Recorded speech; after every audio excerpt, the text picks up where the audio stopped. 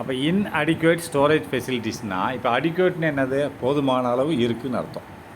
இன்அடிக்குவேட்னா போதுமான அளவு இல்லை. இப்போ எனக்கு 1000 வேணும், அது கிடைச்சா போதுமானது, ஆனால் இருக்குது 500, அப்போ போதுமானது இல்லை.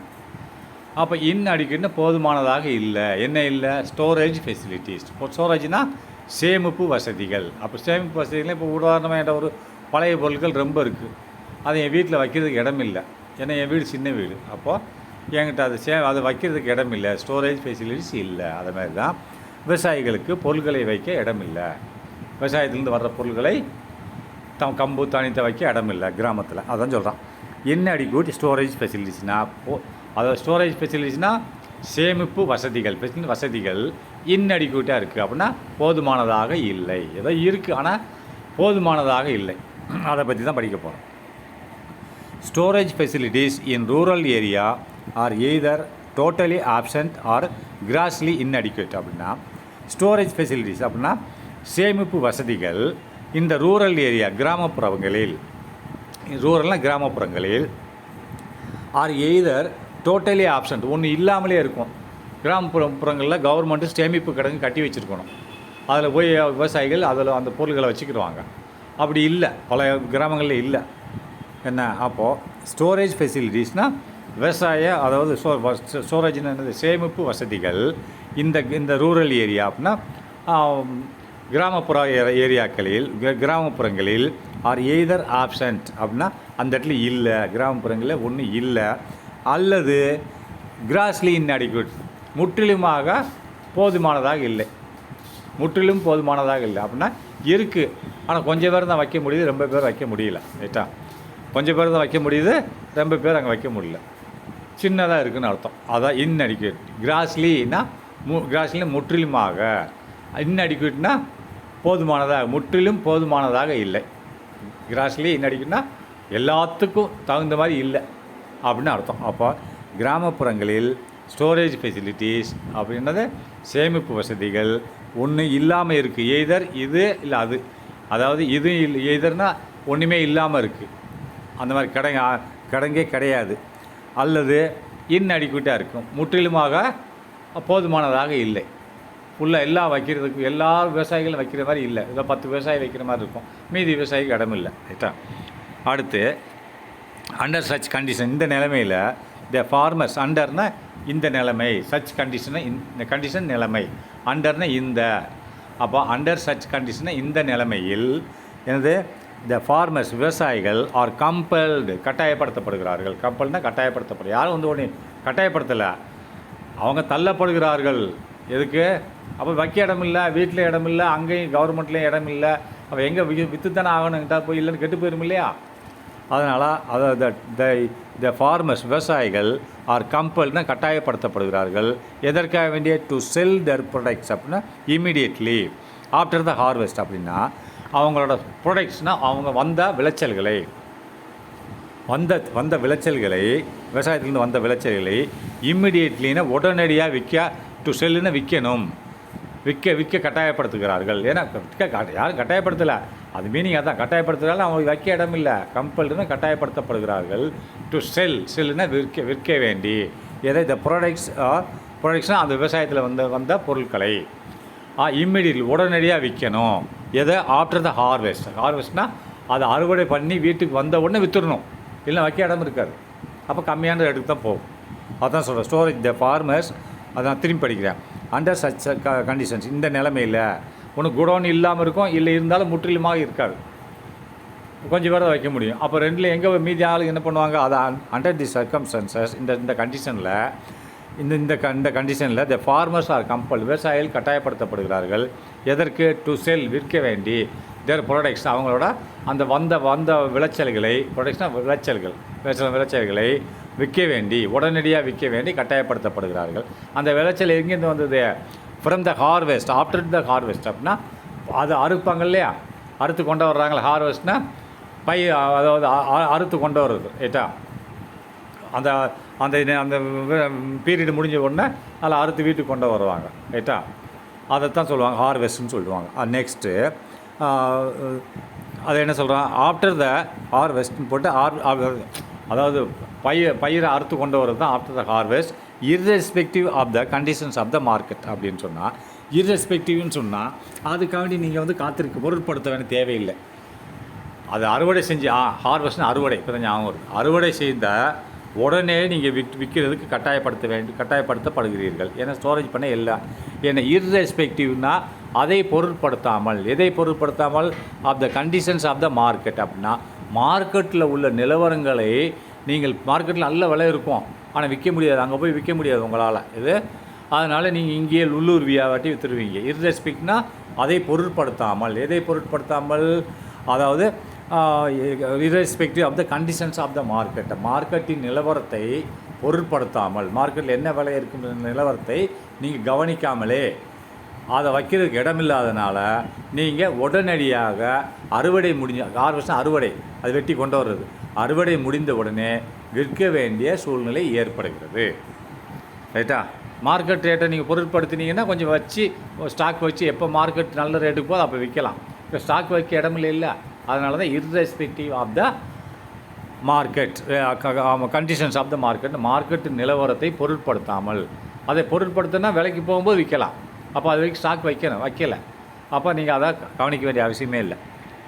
அடுத்து நெக்ஸ்ட்டு இன்அடிக்குவேட் டிரான்ஸ்போர்ட். அப்போ இந்த டிரான்ஸ்போர்ட் வசதி இல்லை, போக்குவரத்து வசதிகளும் பற்றாக்குறை.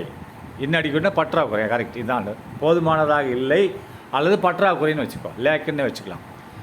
அதாவது பற்றாக்குறையாக இருக்கிறது. ரைட்டா? போதுமானதாக இல்லைன்னு சொல்லலாம், பற்றாக்குறை அப்பப்போ வேர்டு கரெக்டாக வரும். பற்றாக்குறையாக இருக்கிறது போக்குவரத்து வசதி. One of the main handicaps with Indian agriculture is the lack of cheap and efficient means transportation. அப்படின்னா ஒன் ஆஃப் த மெயின் ஹேண்டிகேப்னா ஊனமுற்றுறது. ஆனால் இங்கே ஏது ஊனமுற்றுறது? டிரான்ஸ்போர்ட் வசதியில் இன்அடிக்குவேட்னு சொல்கிறான், பற்றாக்குறையாக இருக்குன்னு சொல்கிறான். அதுக்கு மீனிங் என்ன சொல்கிறான் பாரு. ஒன் ஆஃப் த மெயின் ஹேண்டிகேப்னா ஒரு முக்கியமான குறைபாடு என்னவென்றால், இந்த இடத்துல ஹேண்டிகேப்னு சொன்னால் இந்த ஊனமுற்றுறது இல்லை, குறைபாடுன்னு அர்த்தம், குறைகள்னு அர்த்தம். அப்போ ஒன் ஆஃப் த ஒரு முக்கியமான முக்கியமான ஒரு குறைபாடு என்னவென்றால் வித் இந்தியன் அக்ரிகல்ச்சர் அப்படின்னா இந்திய விவசாயத்தில், வித் இந்தியன் அக்ரிகல்ச்சர் அப்படின்னா இந்திய விவசாயத்தில் ஒரு முக்கியமான குறைபாடு என்னவென்றால் இருக்கிறது. அது என்ன முக்கியமான குறைபாடாக இருக்குது? The lack of cheap and efficient means of transport. லேக்னா பற்றாக்குறை, ஆஃப் சீப்னா கம்மியான விலையில், டிரான்ஸ்போர்ட்னா இப்போ பொருள்களை நம்ம தூக்கிட்டு போய் லாரியில் கொண்டு போய் இப்போ போடணும்னா கம்மியான விலை இருக்கணும் டிரான்ஸ்போர்ட் போக்குவரத்துக்கு, ஆனால் அதிகமான விலை சொல்லுவாங்க. லேக் ஆஃப் லேக்குன்னா கம்மியான, லேக்குன்னு இல்லை, அதாவது இல்லாமல் இருக்குது. என்ன இல்லாமல் இருக்குது? சீப், அதாவது கம்மியான ரேட்டில் இல்லை, போக்குவரத்து வசதி இல்லை. சீப்னா கம்மியான ரேட்டில் இல்லை, லேக்குன்னு இல்லை, கம்மியான ரேட்டில் போக்குவரத்து வசதி இல்லை. அண்டு எஃபிஷியன்ட் மீன்ஸ் திறம்பட போக்குவரத்து வசதியும் இல்லை. எஃபிஷியன்ட் மீன்ஸ் ஆஃப் டிரான்ஸ்போர்ட், திறம்பட போக்குவரத்து வசதியில் அடிக்கடி போக்குவரத்து வசதி இல்லை, திறமையான போக்குவரத்து வசதி.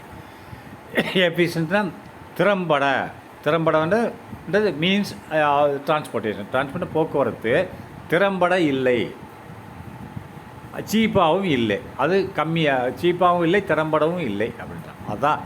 அதன் காரணமாக தான் இவங்க என்ன இதை மெயின் அது லேக் ஆஃப் டிரான்ஸ்போர்ட்னு சொல்கிறான். திரும்பி படிக்கிறேன். ஒன் ஆஃப் த மெயின் ஹேண்டிகேப்னு முக்கியமான ஒரு குறைபாடு என்னவென்றால் இந்திய அக்ரிகல்ச்சரில், இந்திய விவசாயத்தில் இருக்கிறது. லேக்குன்னா குறைபாடு, இங்கேருந்து லேக்குன்னா இல்லாமல் இருக்குது, அது இல்லை. லேக் ஆஃப் சீப் அப்படின்னா கம்மியான மற்றும் திறம்பட டிரான்ஸ்போர்ட்டேஷன் போக்குவரத்து இல்லை, கம்மியான மற்றும் திறமையான திறம்பட போக்குவரத்து இல்லைன்னு அர்த்தம். அடுத்து ஸ்கேர்சிட்டி ஆஃப் கேபிட்டல் அப்படின்னா முதலீடு வேணும். ஸ்கேர்சிட்டினா பற்றாக்குறை. ஸ்கேர்சிட்டினா இப்போ ஸ்கேர்சிட்டி ஆஃப் வாட்டர் அப்படிங்கிறான், தண்ணி பற்றாக்குறை இந்த கிராமத்தில். வாட்டர்னா ஸ்கேர்சிட்டி ஆஃப் வாட்டர் இந்த வில்லேஜ் அப்படின்னா கிராமத்தில் தண்ணி பற்றாக்குறை, போதுமானதும் இல்லை. அது இன்அடிக்குவேட் ஸ்கேர்சிட்டி ரெண்டு மேக்ஸிமம் 90% ஒரே மீனிங் தான். அப்போ ஸ்கேர்சிட்டி ஆஃப் கேபிட்டல், அப்படி கேபிட்டல் என்ன? முதலீடு. என்கிட்ட இருக்கிற ரூபா தான் முதலீடு, அதை வச்சு நான் என்ன வேணாலும் வாங்கலாம். அது இல்லை, கேபிட்டல் ரூபாய் இல்லை. நான் அக்ரிகல்ச்சர் சாமான் வாங்குறதுக்கு என்கிட்ட ரூபா கிடையாது. ரைட்டா? அதுதான் கேபிட்டல்ன்ற முதலீடு என்கிட்ட இருந்தால் தான் வாங்க முடியும். அது என்னது? ஸ்கேர்சிட்டி, பற்றாக்குறை, முதலீடு பற்றாக்குறை. அப்போ என்ன சொல்கிறான், agriculture is an important industries which requires A huge capital. அப்படின்னா அக்ரிகல்ச்சர் என்பது இருக்கிறது எவ்வாறு இருக்குது, இம்பார்ட்டண்ட் இண்டஸ்ட்ரி, முக்கியமான தொழிற்சாலையாக இருக்கிறது. அப்போ விவசாயத்துக்கு தொழிற்சாலைக்கு என்ன சம்மந்தம் சொல்கிறியா, இது ஒரு தொழிற்சாலை மாதிரி தான், இதில் அதிகமான பைசா தேவைப்படும். Agriculture is an important industry, இது ஒரு முக்கியமான தொழிற்சாலையாக இருக்கிறது. விச் ரிக்வயர்ஸ், அதில் தேவைப்படுகிறது எது, ஏ ஹூஜ் கேபிட்டல். அப்படின்னா அதிகமான முதலீடு தேவைப்படுகிறது விவசாயத்துக்கு. ஏன் விவசாயத்துக்கு அதிகமான முதலீடு தேவைப்படுகிறது, நல்ல வீரியமான விதைகளை வாங்கணும், டிராக்டர் வாங்கணும், உழுவுற பொருள் வாங்கணும், பம்ப் செட்டு மோட்ரு வாங்கணும், கிணறு வெட்டணும், அப்போ ஏகப்பட்ட முதலீடு. அதெல்லாம் செஞ்சால் தேனி விவசாயம் பண்ண முடியும். ரைட்டா, அதை தான் சொல்கிறான்.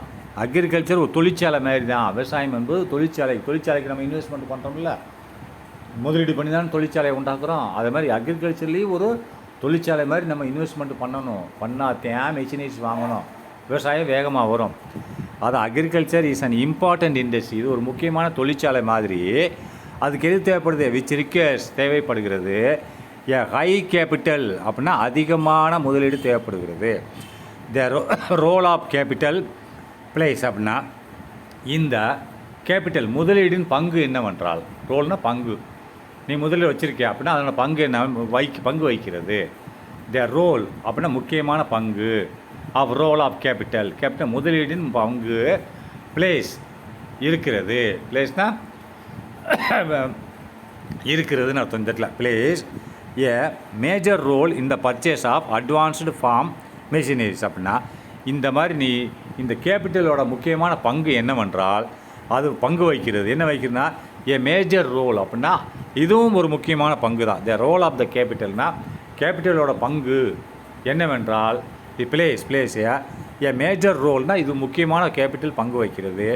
இதில் இந்த பர்ச்சேஸ் ஆஃப் அட்வான்ஸ்டு மெஷினரிஸ். அப்படின்னா நம்ம வாங்குறது, பர்ச்சேஸ்னால் வாங்குறது, அப்போ அட்வான்ஸ்னால் அதாவது அது அதிகமான, அட்வான்ஸ்னால் மேல் நோக்கிய தொழில்நுட்பம். ஃபார்ம் மெஷின்னா விவசாய மெஷினரிகளை அட்வான்ஸ்டு விவசாய மெஷினரிகளை வாங்குறதுக்கு இந்த மூலதனம், இந்த கேபிட்டல் மூலதனம் முக்கியமான பங்கு வகிக்கிறது. அண்ட் எக்யூப்மெண்ட்னா விவசாய மெஷினரிஸ் அண்டு அதனை சார்ந்த பொருள்கள். எக்யூப்மெண்ட்ஸ்னால் அந்த மெஷினரிஸை சார்ந்த பொருள்களை வாங்குவதற்கு இந்த மூலதனம் கேபிட்டல் முதலீடு முக்கியமான மெயின் ரோல், முக்கியமான பங்கு வகிக்கிறது. ரைட், இதோட இந்த சாப்டர் முடிஞ்சு போச்சு.